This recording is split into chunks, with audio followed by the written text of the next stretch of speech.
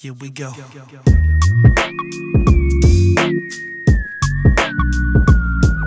Yeah.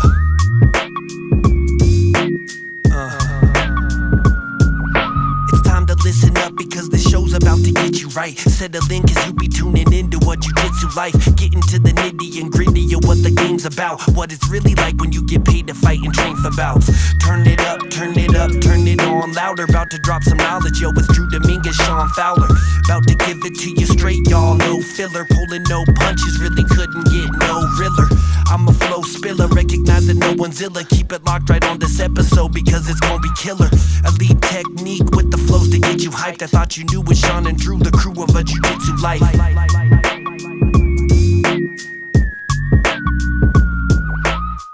What's up, everybody? Shawn Fowler, Five Grappling. We are live today at Lolita's Taco Shop in Chula Vista, California, down here in San Diego. And we want to shout out to Lolita's for allowing us to host here. Thank you, Georgie. We appreciate it. Vagner is here in town this weekend. He's doing a couple seminars. As always, I'm here in the studios with my co-host, Drew Dominguez. What's up?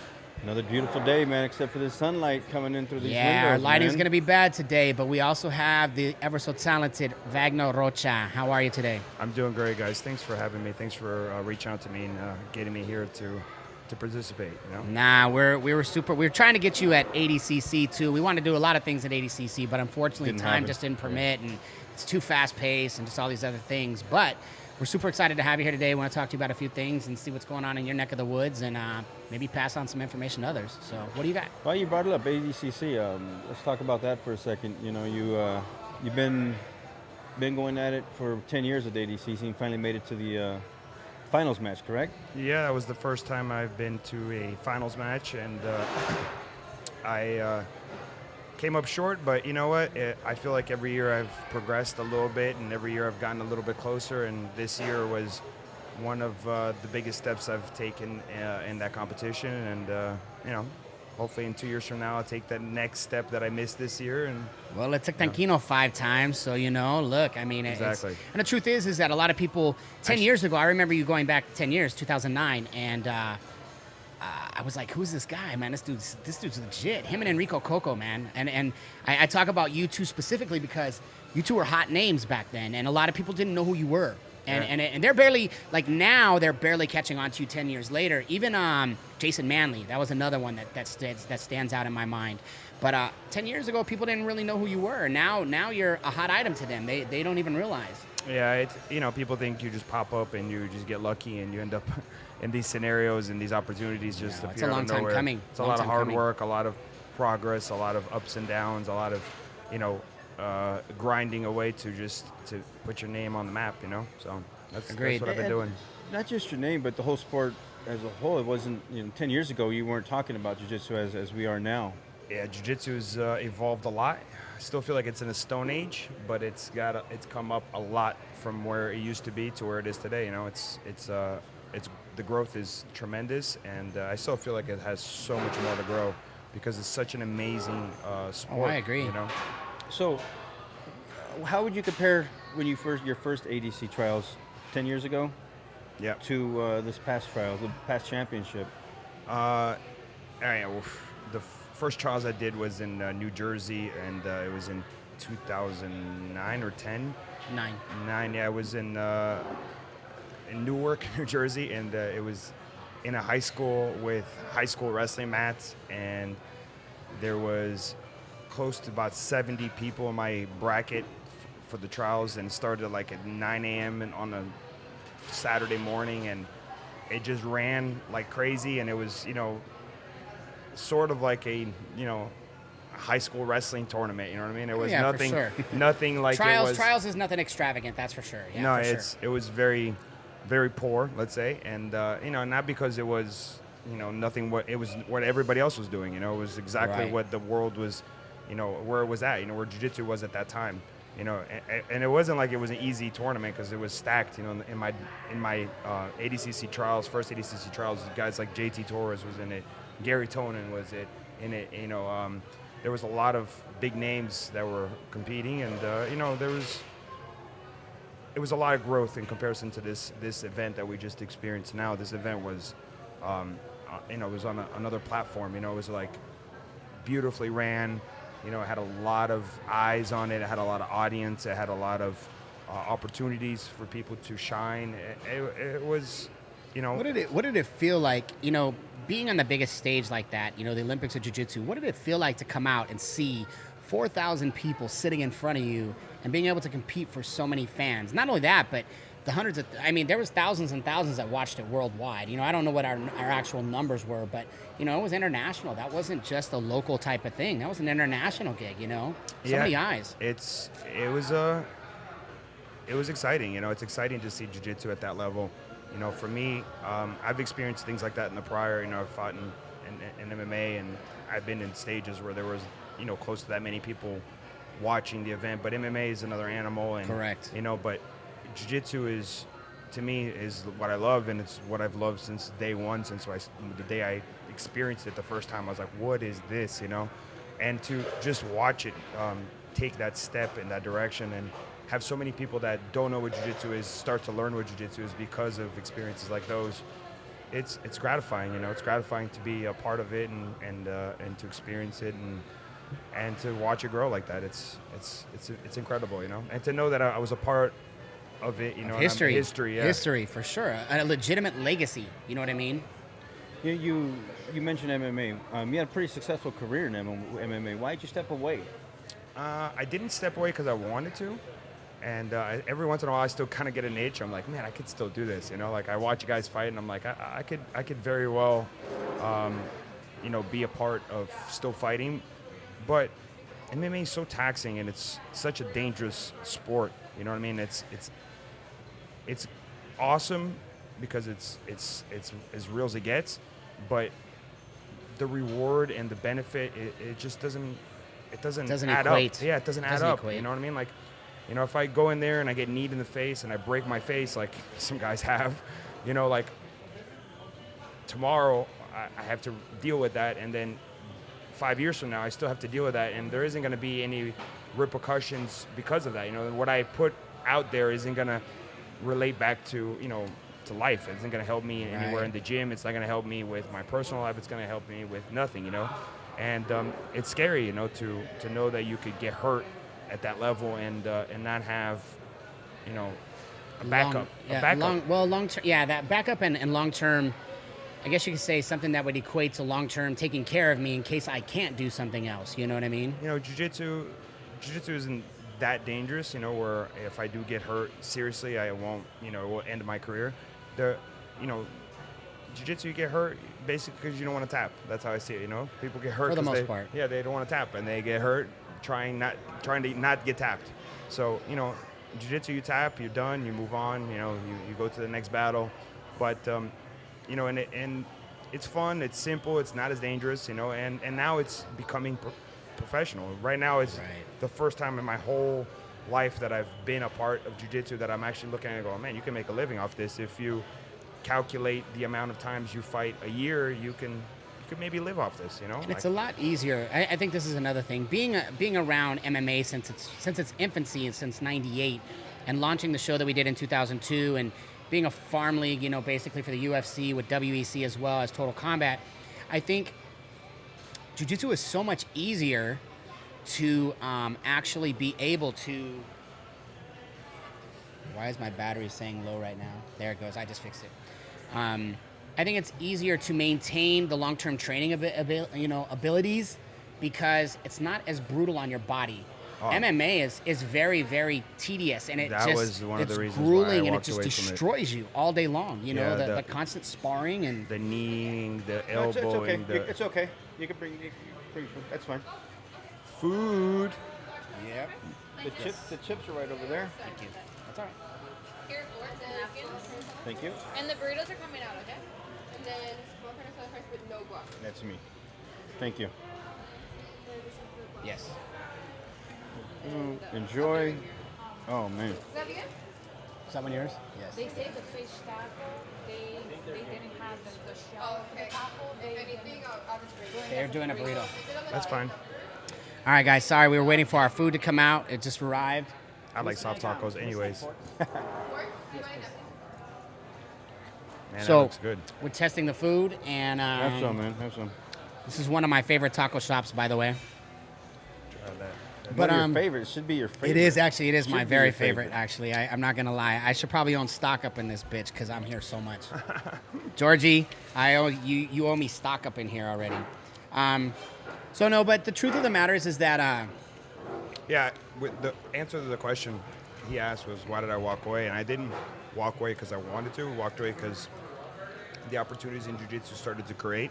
You know, I Makes sense. started to get asked to do super fights, and you know, I was making some money here and making some money there, and I was able to, you know, I could do jiu-jitsu every weekend. Man, if tomorrow this guy says I got to fight, I'm going to go there and compete, you know. Well, not to mention that you're doing seminars too, which actually helps, you know, tour and everything. You know, yeah, it like supplements all around, you know. So and the actual seminars aren't destroying your body either. You know what I mean? You're going in, you're teaching some things, and you're in and out. Yeah, for the most part. I love going and training and meeting new people, and you know, I'm one of those guys that if you invite me to do a seminar at your school, I'm most likely going to line up your whole school and roll with everybody because I enjoy that. I like rolling and I like watching new people, and I don't care if I go in there and I do get beat up by somebody because to me it doesn't. Getting beat up in jiu-jitsu doesn't mean anything, you know what I mean? Right. You're learning, if anything, you know? So, you know, I like going into these events and, you know, teaching and training and experiencing and showcasing the things I do and passing on the knowledge because I believe that's the most important thing we can do with jiu-jitsu is share. I feel like it's our job as black belts now in our position to give back to so many others, you know what I mean? And just keep reciprocating the process, you know what I mean, to everybody. And I think that it allows us to open up the doors of, like I know me and you briefly began to speak, but I think, you know, I would love to help you set up like your charter schools and stuff in Florida too, because there's a lot of things like that that actually help your gym grow and you're not directly tied to it. Like the programs actually, because those kids are homeschooled, they don't have gym classes. So this is how they pay for their gym class. Yeah, I wasn't familiar with this, and that's definitely an avenue that I have never heard of, and I would love that. You know, that to me, helping people that have never experienced jiu-jitsu gain this ability and have the opportunity to do something that probably maybe they wouldn't afford to do. That'd be amazing. I would love that. You know, that's to me, helping others like that is what I feel like that's my purpose. You know. Right. I agree. I feel the same way, and that's why I've been doing this for so long, and I'm so quiet about it though. At the same time, like I'm not here for the accolades and all the other nonsense. I'm here to help others. That's my gift to others, and I think if we live our lives like that, I think that that vulnerable side of us or transparent side of us of trying to help others constantly, it just gives back tenfold, you know, over time. You'd be rewarded and you don't even know it, you know? 100%. And I think it's, like you said, it's more gratifying to see people grow and you know, your students grow and your people grow, or people that you've helped become better. Maybe you lost 60 pounds. Maybe you helped a kid study better because he overcame the adversity of the anxiety that he was having all the time in social situations. There's so many different things that can, you know. Jiu-jitsu is life-saving, you know? 150%. I agree. And if we could pass that knowledge that we acquired on and even make it better than what we learned that's the dream, you know? 100%. So you came to San Diego to do a couple seminars. Who did you do seminars with this weekend? I did a seminar over at the Chula Vista Club. These guys, Anthony from the club over there invited me, and we've been talking on social media, and came out, did a seminar yesterday at his club, and it was amazing. And then I made my way over to Richie's, Boogie's, 10 Planet Freaks today on Sunday. I did that Saturday there at Chula, and then Sunday at Boogie's. And I've been to Boogie's before. Boogie's a good friend of mine. You know, we met in Brazil at the ADCC in 2015, and we kind of hit it off. We started talking. He's such a good guy, such a good Boogie's person. amazing. Yeah, he's just one of those kind souls. Him and Gio, 100%. They're absolutely amazing guys. Yeah, if you know, some people are. I've had so many people question me. Like, a student of mine was at Kasai with me in Orlando, and they met Boogie for the first time, and then they looked at me and they were like, "Man, I really didn't expect him to be that guy," because you know, people look at somebody what they look like on the outside, and they don't give them the credit to question, to ask, to meet, you know. And after they met him, they were like, the misfits. We talked about this. Yeah, we talk about it all the time. They were like, he was so nice. I'm like, man, he's an amazing person, you know.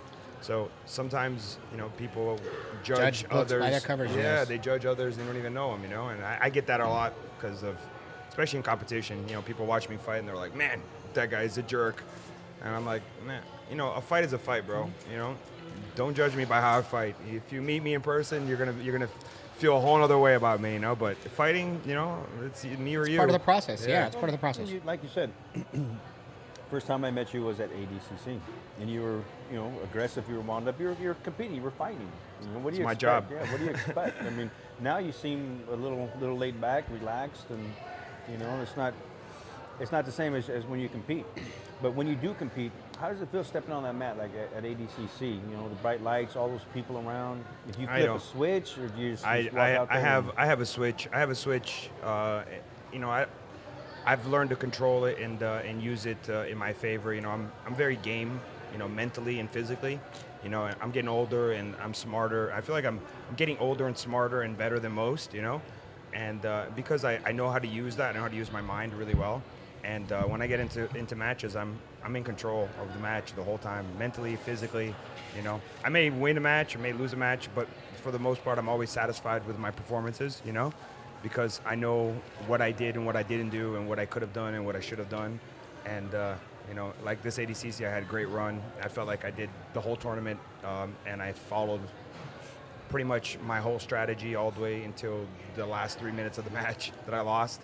But, you know, and even when I lost, I was like, I look back at it and I go, man, I did pretty well until I made a mistake, you know, and I didn't make a mistake the whole event. So, you know, it's gratifying to know that you can fight an event with the best guys in the world and not make mistakes, you know, and not get punished for it, you know. So, overall, I'm not satisfied, but I am happy, you know. I am grateful for the opportunity to be, you know, one of the best guys in the world. So 100%. What's next for you? What do you have? What are you actually working on right now that, you know, is coming up for you that you plan on putting out soon? I've been working on, you know, a DVD that is based upon my wrestling game. Okay. Trying to translate the wrestling into jiu-jitsu, because a lot of people confuse the two. A lot of people believe that I have. One is him and then one is her. I think it's more than one, apparently. Oh. Wow. I didn't think they were going to be that big. What is this? Fish brew? The fish, yeah. Beautiful. I got No, two of those. it was just for them too. Fish It was tacos. supposed to be 5 tacos, but you guys ran out of the actual tortillas. Okay. Go ahead, man. Enjoy. So, yeah, I believe that a lot of people confuse the two animals, you know, wrestling and jiu-jitsu, Right. and they don't know how to use it properly. And I believe that wrestling. I'm gonna take a bite of this because this looks so good. Handle it. What's the whole point of the restaurant series? Is for everybody to taste the food. We had island food last weekend. And these carne asada fries are fire, bro. I believe that back to my point. I believe that wrestling and jiu-jitsu is one. I agree. It's one art of our grappling. Basically, it's one mix. You know, every match, every fight, every situation starts on your feet, and if you don't know how to engage somebody on your feet, and you don't know how to take them down, and you don't know how to control them once you do take them down, it's a huge gap in your game. 100%. And a lot of people don't see it. They're like, oh, I have a good guard, whatever. I'm just gonna pull guard and submit No, you have to everybody. have some kind of jiu-jitsu. I mean, you have to have some kind of wrestling and some judo. Some sort of takedowns Right. that evolves into your jiu-jitsu. You know what I mean? It can't be just because you see a lot of guys that are just pure wrestlers and they don't care to learn jiu-jitsu either. Like, I'm good with wrestling. You got to have it both, you know, because I believe it merges one into the other. They should be seamless, you know. Agreed. And what I created this series of teaching people how to learn how to do takedowns. I don't want to say wrestling anymore. I want to learn how to do takedowns. And merge it into the ground, and learn how to merge the two together, and learn how to drill the two so that you can develop the skills and the confidence to do it. Okay. You know, and you know, I just wrote it down, and it took me a couple months of planning. Even for myself, I was actually doing it in preparation for ADCC. I was doing it so that I could better my own game, and then I was like, man, I should definitely write this all up, and then, you know, do a series on it. And I did a series on it, and it's gonna launch before Black Friday, and Okay. should be you know, I should be announcing it soon. And you know, Where will it be available at? it's gonna be available on the Jiu-Jitsu Lifestyle, BJJ Lifestyle Okay. page, which Right. is where I got most of my DVD series and my full passing Kimura DVDs, all the stuff that I've put in the past out. Let us know, and we'll put a blast out for you at the same time. you. I Of appreciate course, it. always. Yeah, and you know, that's basically one of the things I got. The next is I got my gym that I just opened that I moved, and we revamped it, made it really beautiful. This is the second gym, right? No, it's actually my first gym. Yeah, I moved it. I was in one location for 10 years, and then we outgrew it, and I acquired a building about half a mile down the street from where we were, and we revamped it and moved into a 5,500 square foot building. Nice. And it's just so beautiful. It's one of the most beautiful places. What city are you actually in? You're in Miami, or We're in Hollywood, Florida, which is like so same it's spot. like yeah, we're like Broward, which is the city, the county before Miami-Dade, which is Right. We're about 20 minutes out of Miami, you know, which is not considered Miami, considered like let's say near Fort Lauderdale, Right. but you know, it's just close enough to Miami. So if you So ever go to 25, 30 Miami, miles. we're less No, it's than like 30 it's miles. like it's actually right on the outskirt, right? Yeah, we're it's on right the before you get to outskirt. Fort Lauderdale. Yeah.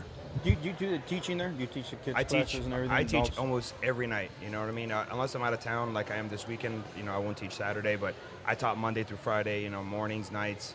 You know, I go over to Fight Sports at Cyborgs as well, and I teach the competition class over there, where we get a lot of amazing, high-level guys. So we get a strong.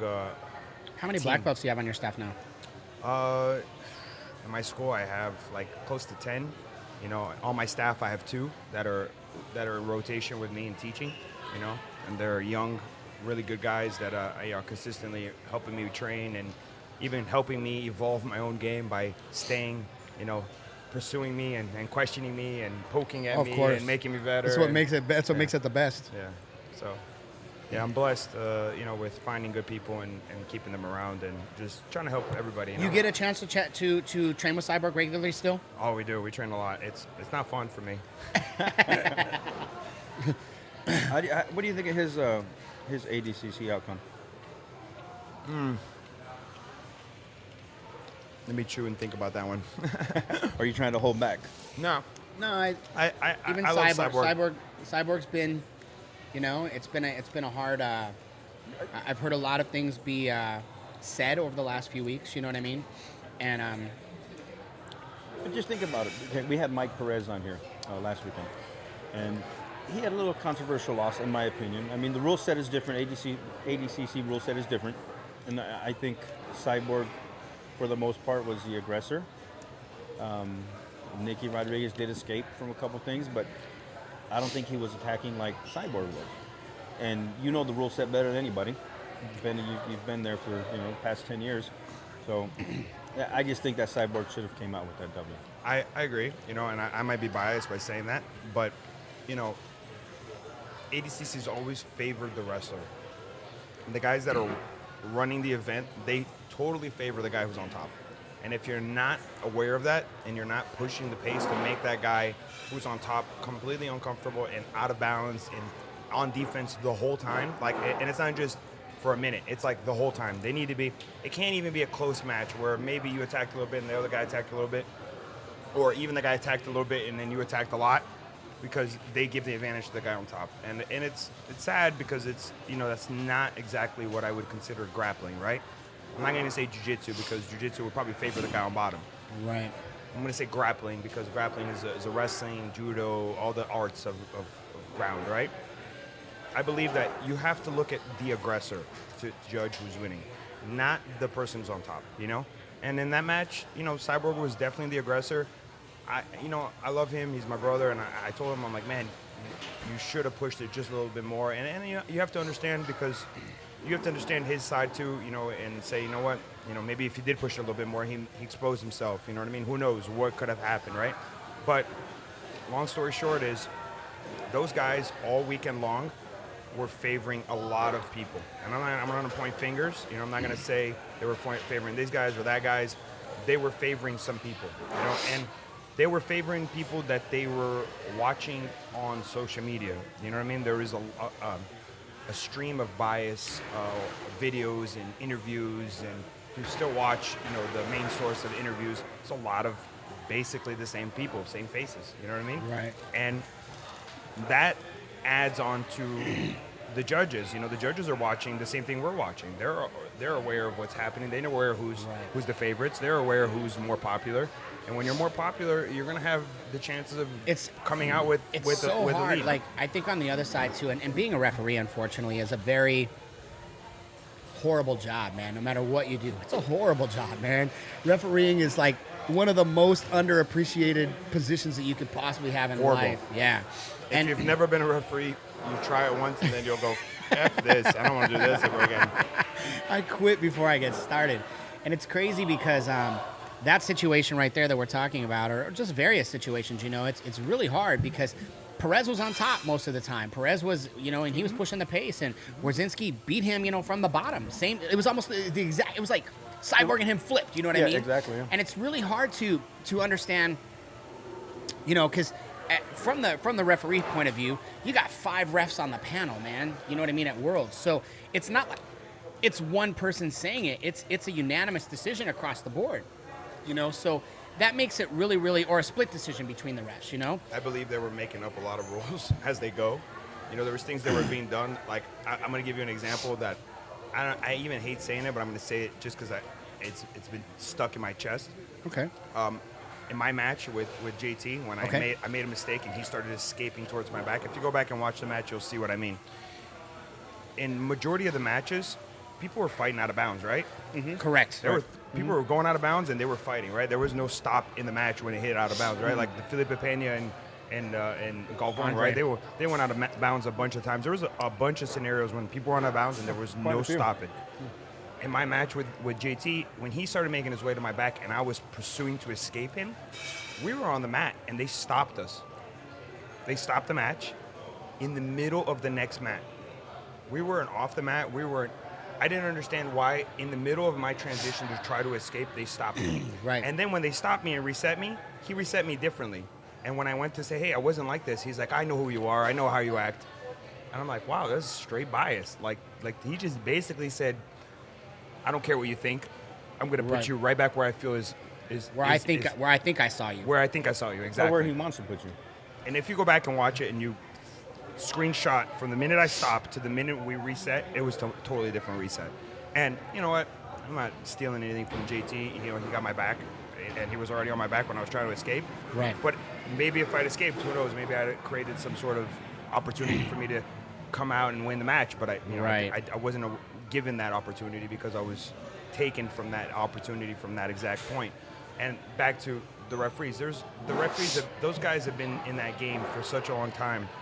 And I feel like there needs to be a change. There needs to be a lot of little changes in the game. And training. Revamp the rules. Check out the rules. You know what I mean? And maybe some very efficient training prior to the next, ADCCs that are kicking off. Yeah, these guys are refereeing every 2 years. And there's a lot of new guys popping up every 2 years. But they've been the same referees. Yeah, they referee every 2 years. How do you keep up with being good at what you do every 2 years? You know what I mean?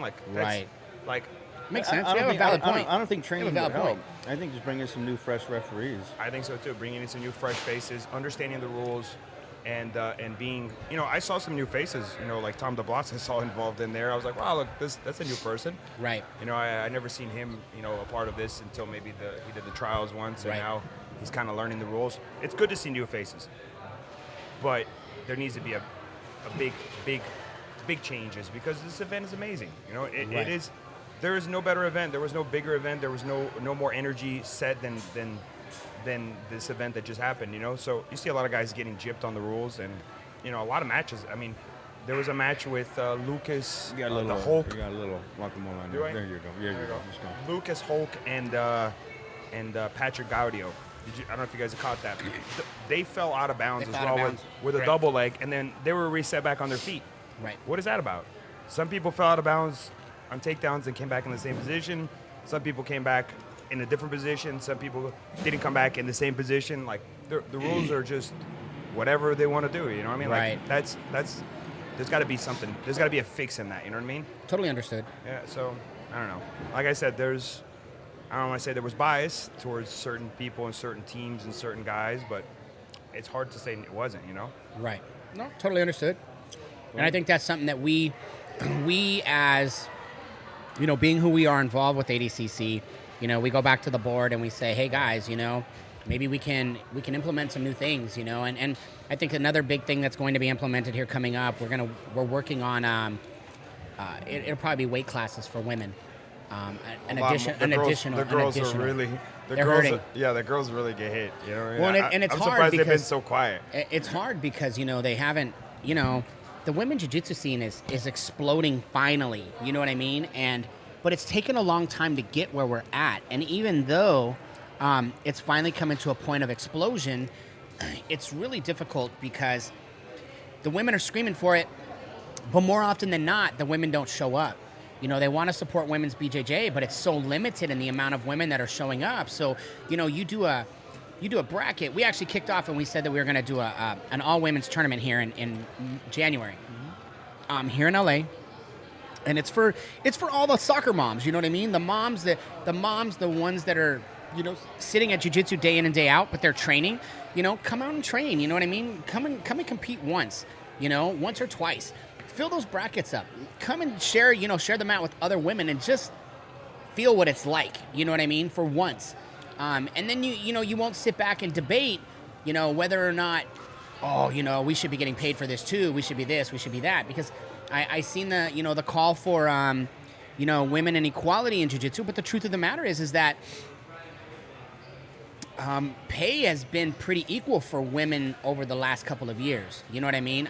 I know that we paid equal, you know, for the women as we did the men.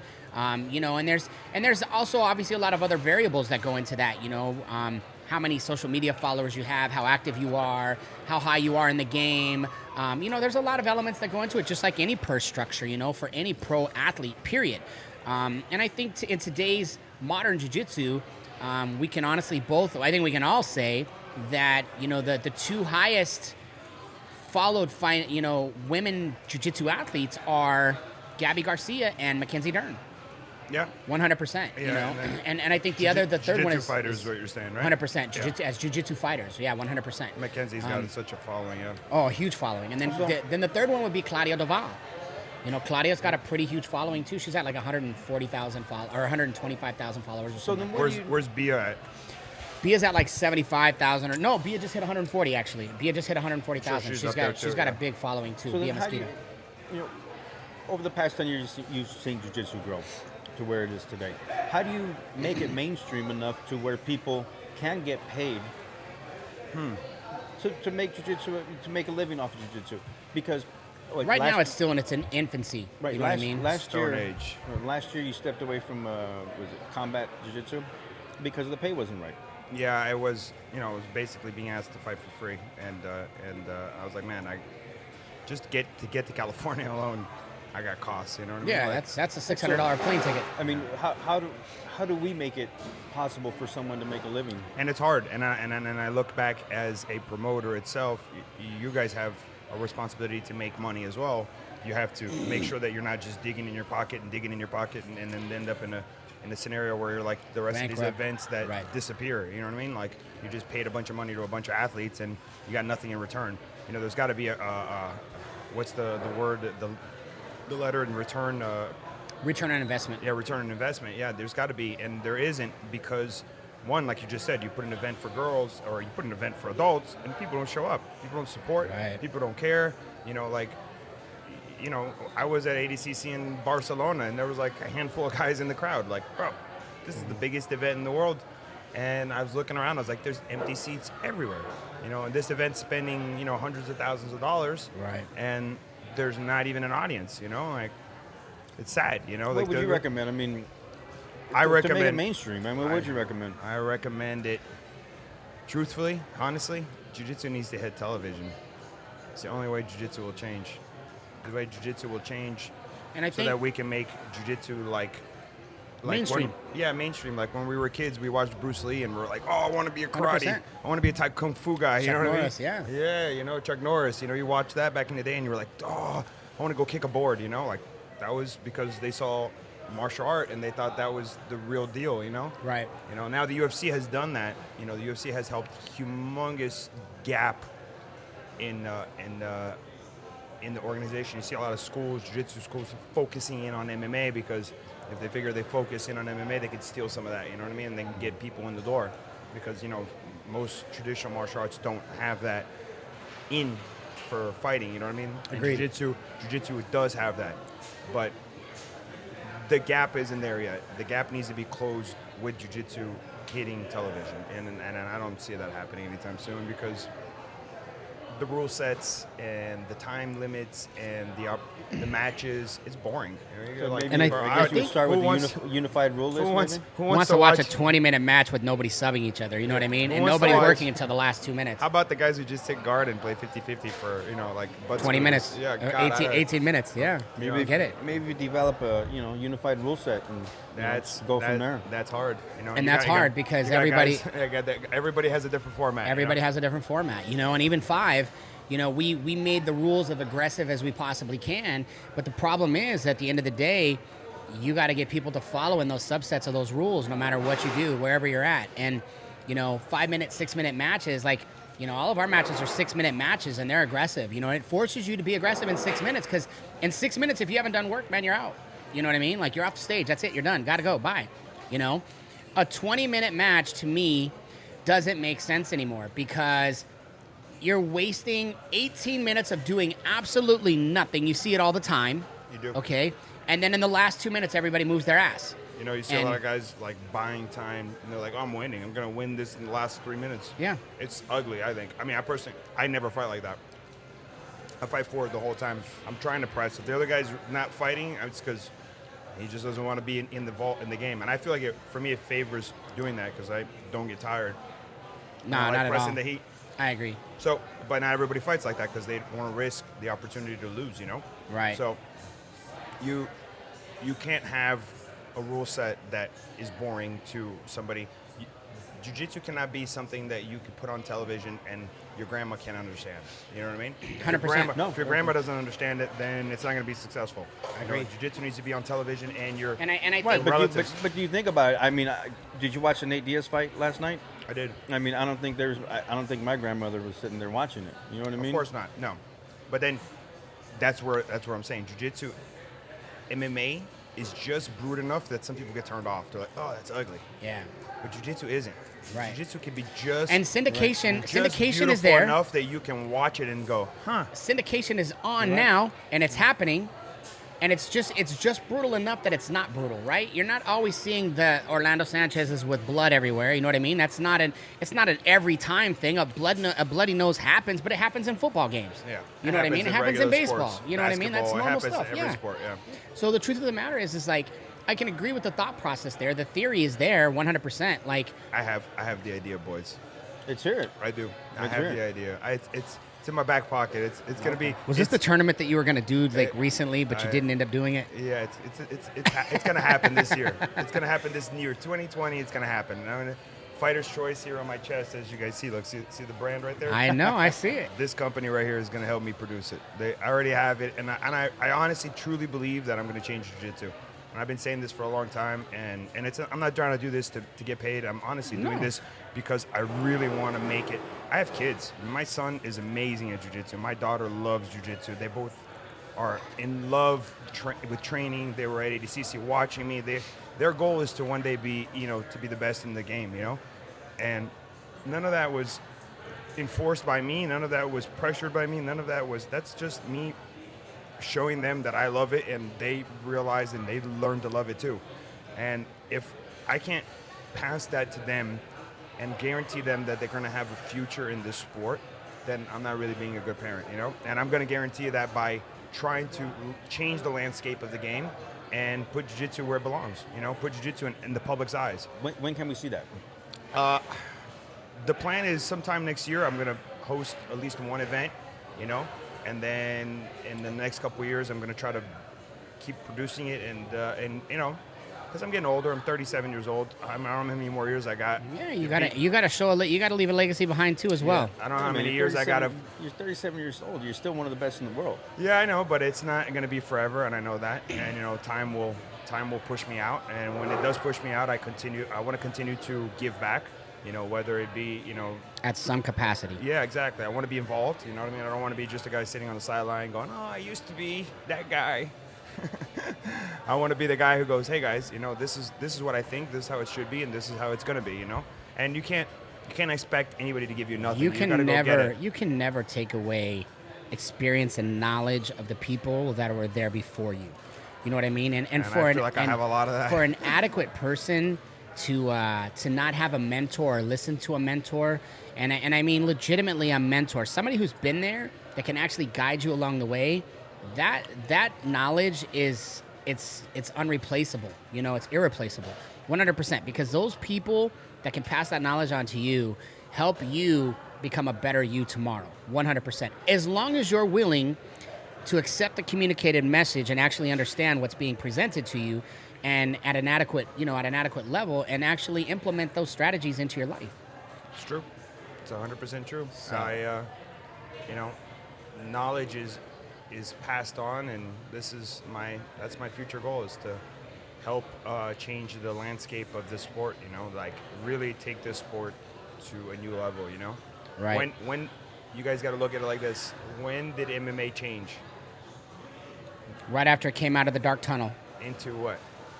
into mainstream MMA, Right. but it also left the tough man contest behind, and actually became an adequate forward producing model, and it really. What do you mean, tough guy contest? Because prior to MMA actually being mainstream like it is now, and prior to 1993, and even after 1993, whether you know it or not, all they were having was tough man contests, backyard brawls, okay, right? But they were considered tough man contests, and the toughest guy won, you know, I was thinking a literally set amount of money, $200. You know what I mean? Like guys would bet on it right there on the spot, and I was that's thinking what like bare knuckle fights. like Mr. T. Didn't Mr. T get started in that tough man contest at bars and stuff they're like that? yeah, exactly. That's exactly what I'm talking about, and that's what was happening back then. You know, Rules, change of rules, and television. Change of rules, television, and weight classes. That was the other thing that they implemented. In the beginning, though, there wasn't weight classes. Obviously, Yeah. it was multifaceted. You know, as far as that. But, Rules. That's basically the rules. You know. but I'm interested to Agreed. see what you come up with, because I think Flo's doing a great job. I mean, they're bringing. Flow is amazing. You know, they're Flow- bringing Flow- jiu-jitsu to us every weekend. Flow jump jiu-jitsu like 5 levels, or like 100%. Not 5 levels, 500 levels to where it was. We're talking about, Right. you know, DVDs and legitimate syndication.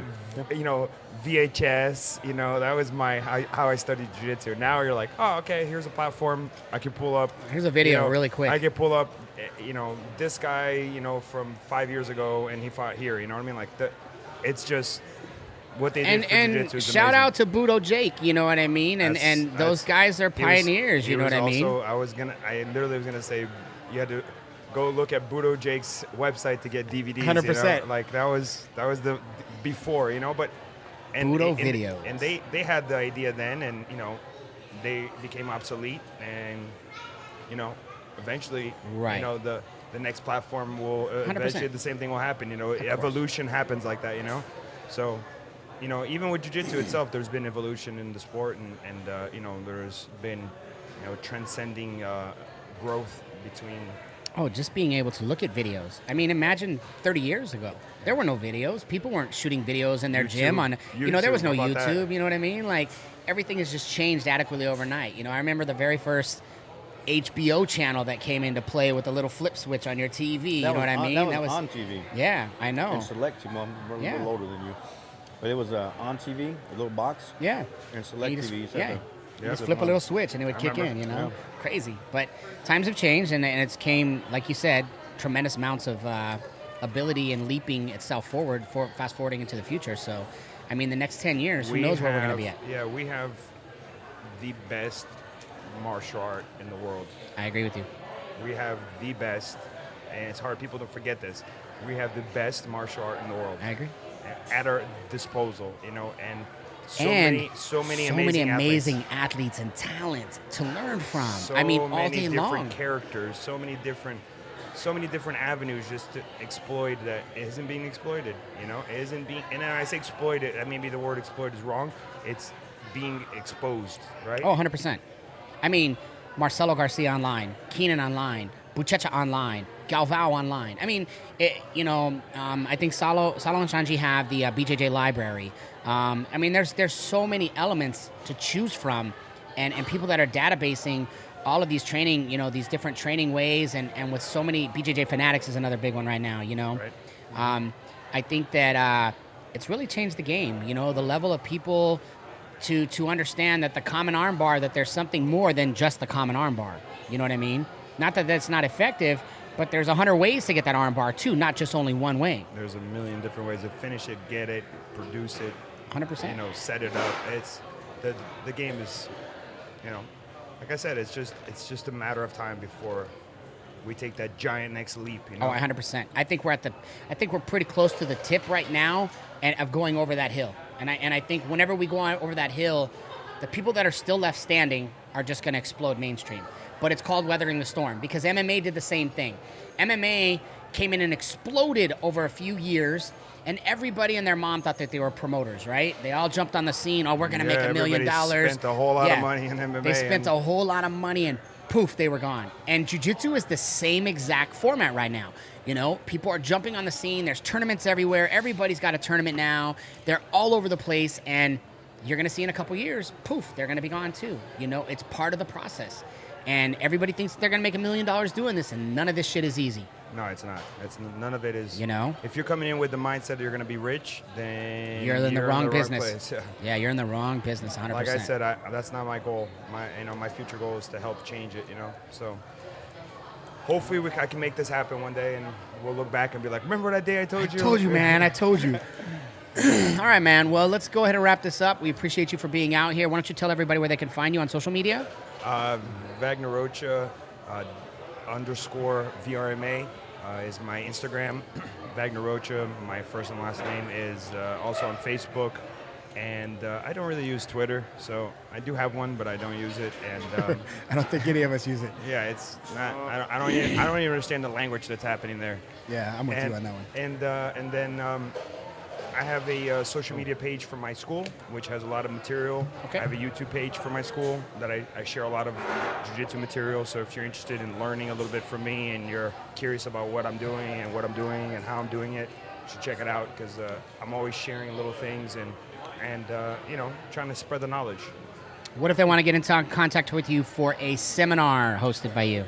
My Instagram page is probably the easiest way. DM me there, and I'll give you some basic information. Like I said, I come out and always try to give as much as I can. Sharing knowledge of the things I do. If you've watched my matches, I always come in and share exactly what I've been doing, why I've been doing it, the mindset of why I'm doing it. Trying to not just teach people the moves, but teach them how to understand how to be physically and mentally stronger for life. Because it's not just about jiu-jitsu. Not everybody does jiu-jitsu to be a world champion. Most people do jiu-jitsu to have a better life. Most have people a better do it day. recreationally. Yeah, they have to strengthen their mind. Which is why we get addicted to jiu-jitsu, because when you start, you feel like a little kid. You're like, God, I can't believe I'm getting manhandled by this other man like this, or woman. Or by a woman. Yeah, you never know. So it teaches us how to use our mind and get stronger, especially with the world. The world is so hard. It's not an easy life. Everybody has their struggles, their demons that they're working with. You know what I mean? And then if you can use jiu-jitsu to battle those off and to become mentally better and stronger, that's what I think is most important. I tell people all the time, you don't get better, you actually get tougher. You know what I mean? Like, we're not getting better, we're just getting tougher. Like, the grind is not about getting better, it's just about getting tougher. And once you become tougher, all of it begins to start to seem easy. It doesn't get easier. That's true. You just get tougher. That's all there is to it. It's not getting easier. That's definitely, I never heard it like that, but it's definitely, I agree with you 100%.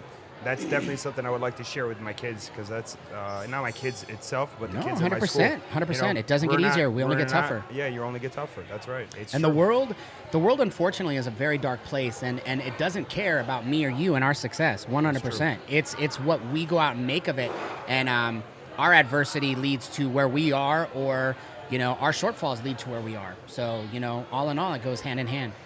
So right. I agree 100%. The tougher you are, and the easier this life will be, because life is not easy. Nobody's handing you nothing. Any final words? I just want to thank you guys for having me.